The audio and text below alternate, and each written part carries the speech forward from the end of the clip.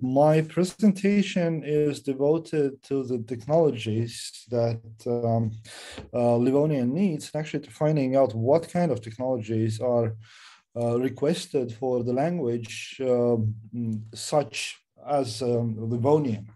So first of all, I would like to point out some general aspects considering the particular presentation. So of course, Livonian requires tools for its use, development, and acquisition, and also tools to allow language research and access to the information found within the language data.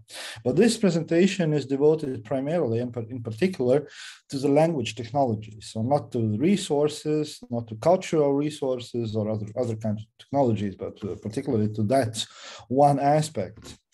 As language is being a key issue, working in a broader sense with Livonian intangible heritage as well.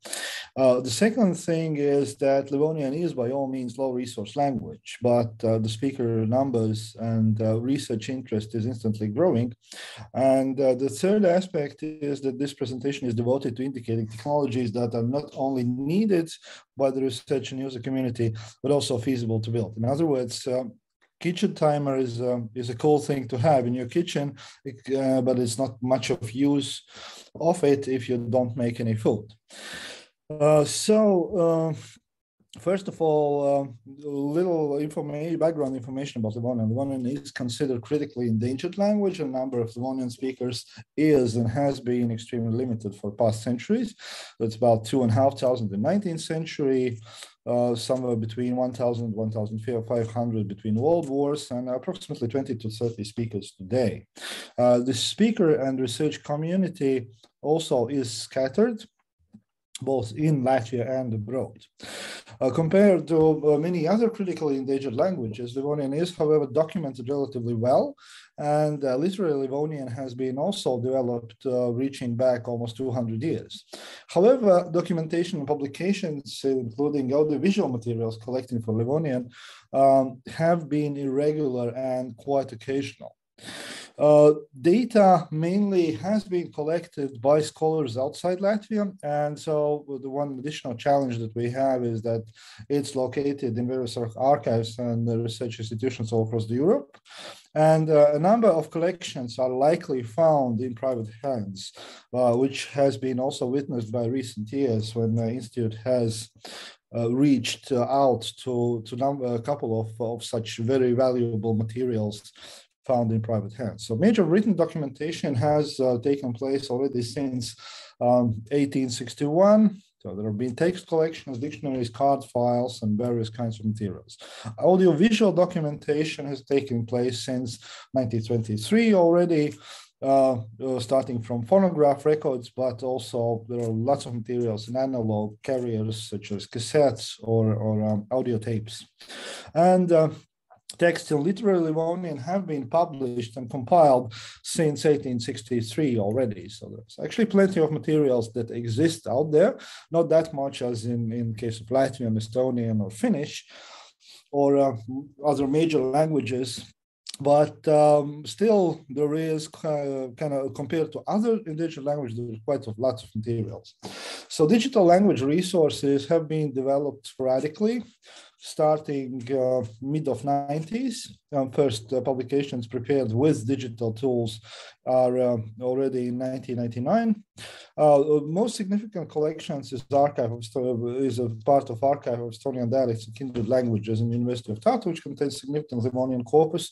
Also, that data sets various have been prepared by Tromsø University, and work on Livonian has been done there by Helsinki University, Tartu University, and others. The biggest data collection that exists today for Livonian is found on Institute's new platform, which is Livonian Tech, which consists with integrated lexical database, morphology database, corpus, place name database, and other databases in building.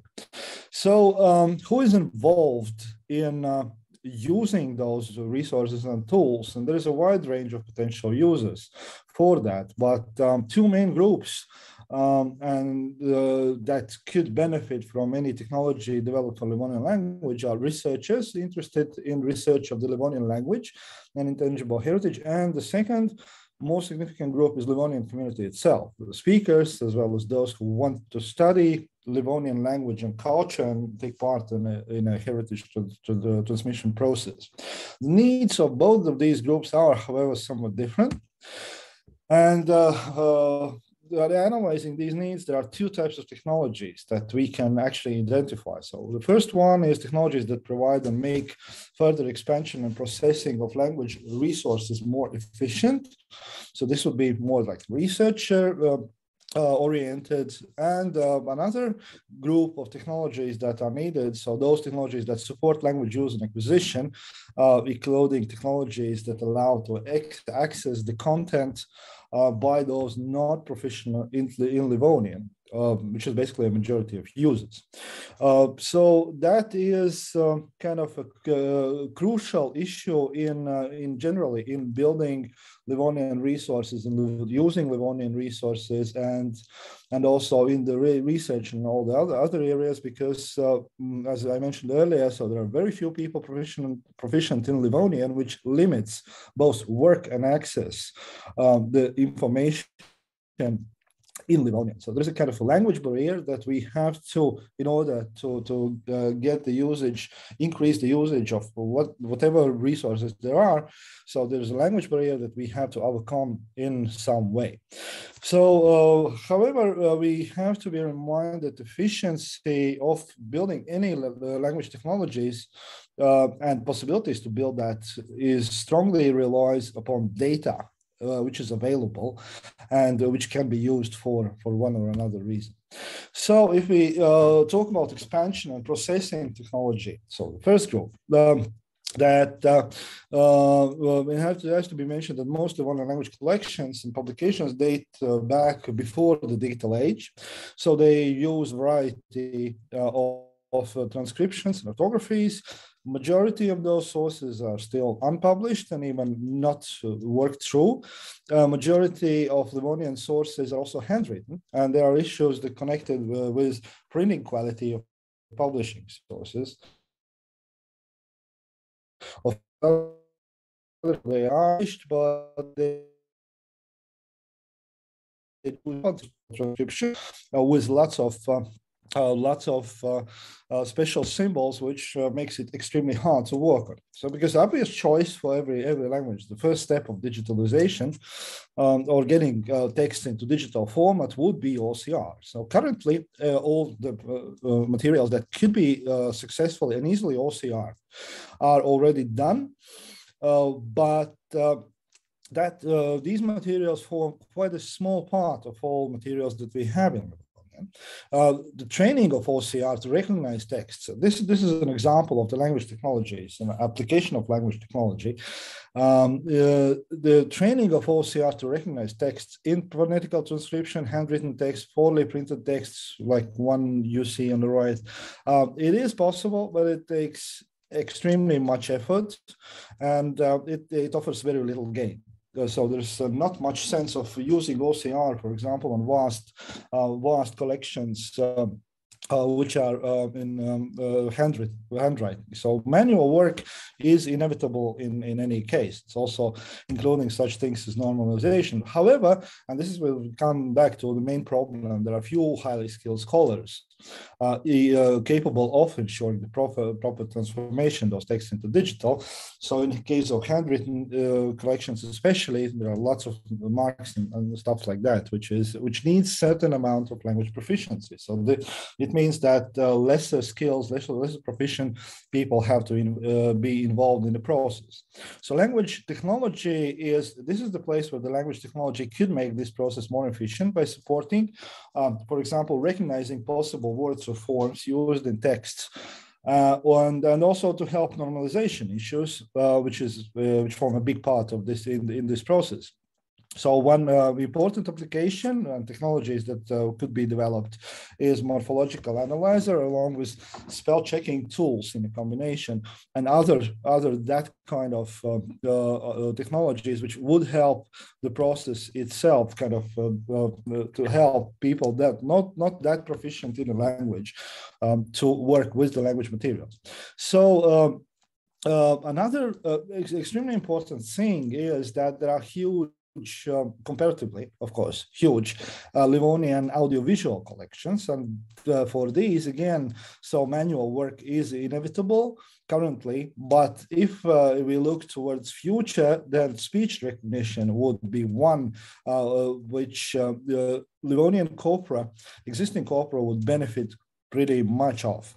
So all the preconditions for building such technologies, technology already is, because there are a number of studies on Livonian phonetics, and recently Institute has started also adding sound files to existing lexicographical database and corpus, so these can be used and served as a basis for building a speech recognition for Livonian. So then another this direction, which is language use, acquisition, and access to content. Here, Gunta already mentioned the survey conducted part of her postdoctoral study. So during which respondents felt that the digital arena is something that is very important for preservation and sustainability of Livonians, and also for language transfer to younger generations. But they kind of considered very different in different ways and different needs, but from digital language resources and dictionaries to the spell checking, availability of language corporate texts, information about Livonian language, etc. So there are quite a variety, but they are analyzing in depth four main areas for developing technologies could be identified. So these are developing tools necessary for writing, physically writing in Livonian, such as keyboard drivers, didn't exist for until very lately. So that people physically can write in Livonian, increasing functionalities of existing resources, like adding forms, adding pronunciation, adding corpus data, so to get more information and more things out, and developing of spell checking tools, again, so helping the communication efforts, for example, in social media. And then a very important thing was this better access to the language corpora, especially to language sources that already have been collected and available. But again, this language barrier is something that is very important to overcome. So, and this better access means not only physical access to, but also access to the content. So this language, overcoming language barrier. And as a majority of Livonian community are little to no proficiency in Livonian, so it is important to grant them access to the content by providing translations, either physical or automated machine translations, into the main language used by the Livonian community, which is Latvian. It's also important to provide such an automated translations for scholars conducting research in these areas. So because the same thing, so they have little to none proficiency in Livonian, only fragmented of that. So, and as a primary language of science nowadays is English, so it would be an obvious choice for such translations. However, although those machine translation technologies have been proven to be efficient in the case of languages with more speakers, it would be also beneficial for Livonian. Machine translation technologies generally are capable of working in both directions, but there is a question whether in general, and that's a principal question in the case of endangered languages, whether translation into these languages would be really necessary and smart, because given the limited amount of Livonian language data, there's a great chance that automatically generate Livonian text might in very short time pollute Livonian linguistic environment with large amount of low quality content. And it is also more feasible building translation from Livonian into Latvian or English, as the target language is has much more data. So it's easy kind of build from low data to big data than vice versa. And that also first experiments that our Tartu colleagues have been doing with building those automated tools have been already shown.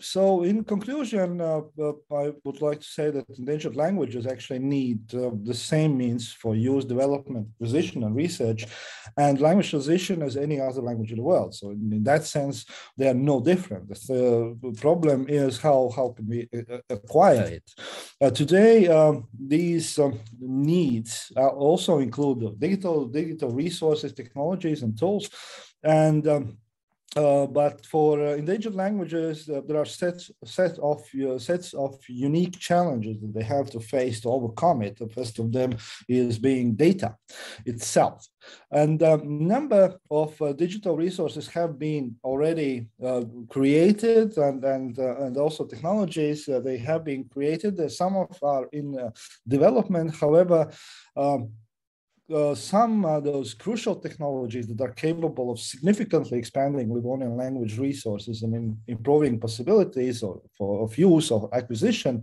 on everyday use of Livonian still need to be development. And if we look at these of what researchers, resource builders, the Livonian community needs, that two main technologies that it's worth to invest in and to pay close attention in developing are speech recognition on the one hand, which helps to significantly expand existing and digitally available Livonian corpora. And of course, machine translation, provided that works and that intended to make Livonian content available for the users and widen both usage and research of not only Livonian language, but also Livonian intangible heritage and history as a whole. So thank you.